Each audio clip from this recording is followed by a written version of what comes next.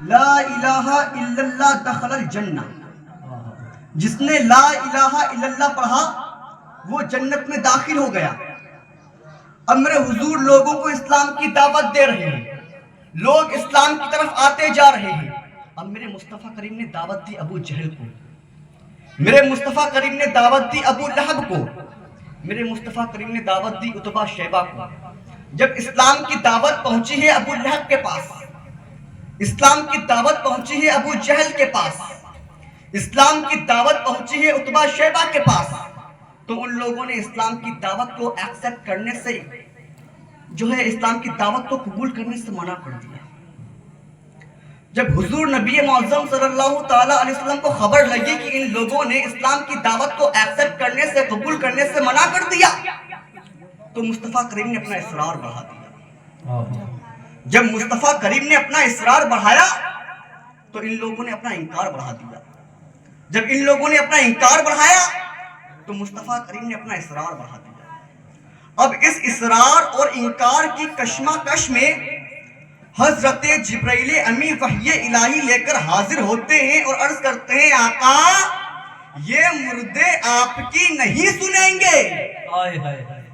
کیا کہا؟ یہ مردے آپ کی نہیں سنیں گے۔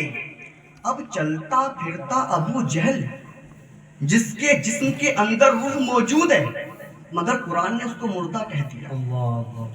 اٹھتا بیٹھتا عتبہ شیبہ جس کے جسم کے اندر روح موجود ہے قرآن نے اس کو مردہ کہہ دیا۔ کھاتا پیتا ابو لہب جس کے جسم کے اندر روح موجود ہے مگر قرآن نے اس کو مردہ کہہ دیا۔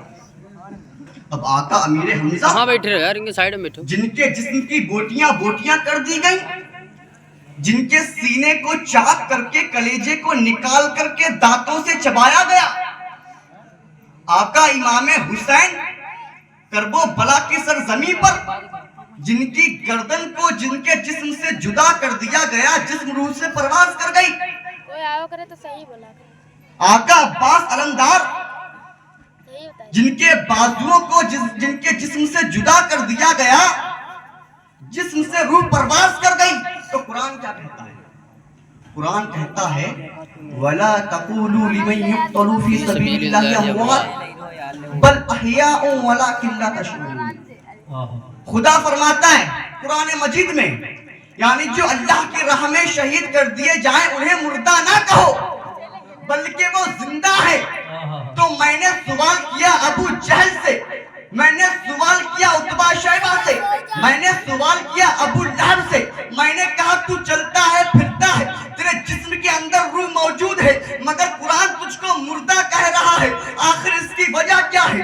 میں نے سوال کیا ابو لہب سے، میں نے کہا تیرے جسم کے اندر روح موجود ہے، تو چلتا ہے پھرتا ہے مگر قرآن تجھ کو مردہ کہہ رہا ہے، آخر اس کی وجہ کیا ہے؟ میں نے سوال کیا عتبہ شیبہ سے، میں نے کہا تو چلتا ہے پھرتا ہے، اٹھتا ہے بیٹھتا ہے، کھاتا ہے پیتا ہے، تیرے جسم کے اندر روح موجود ہے مگر قرآن تجھ کو مردہ کہہ رہا ہے، آخر اس کی وجہ کیا ہے؟ میں نے سوال کیا آقا امیر حمزہ سے، میں نے کہا آقا آپ کے جسم کی بوٹیاں بوٹیاں کر دی گئی، آپ کے سینے کو چاک کر کے آپ کے کلیجے کو نکال کر کے دانتوں سے چبایا گیا، آپ کے جسم سے روح پرواز کر گئی مگر قرآن آپ کو زندہ کہہ رہا ہے، آخر اس کی وجہ کیا ہے؟ میں نے سوال کیا آقا امام حسین کی بارگاہ میں، میں نے کہا آقا کرب و بلا کی سرزمین پر آپ کی گردن کو آپ کے جسم سے جدا کر دیا گیا، آپ کے جسم سے روح پرواز کر گئی مگر قرآن آپ کو زندہ کہہ رہا ہے،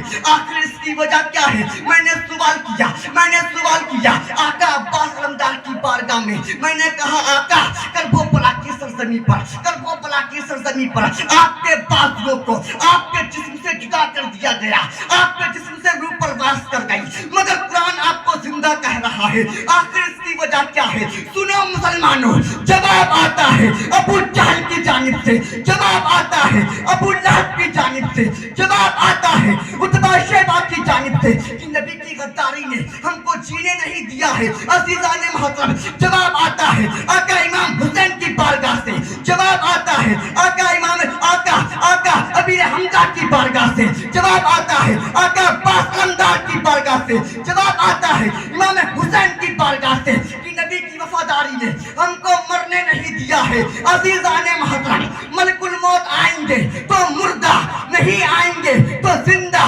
زندگی اور خیل کا موت ملک الموت سے نہیں ہے، تو پتہ یہ چلا، معلوم یہ ہوا کہ نبی سے وفاداری کا نام زندگی ہے، نبی سے غداری کا نام موت ہے۔ واہ واہ ماشاءاللہ، نعرہ تکبیر۔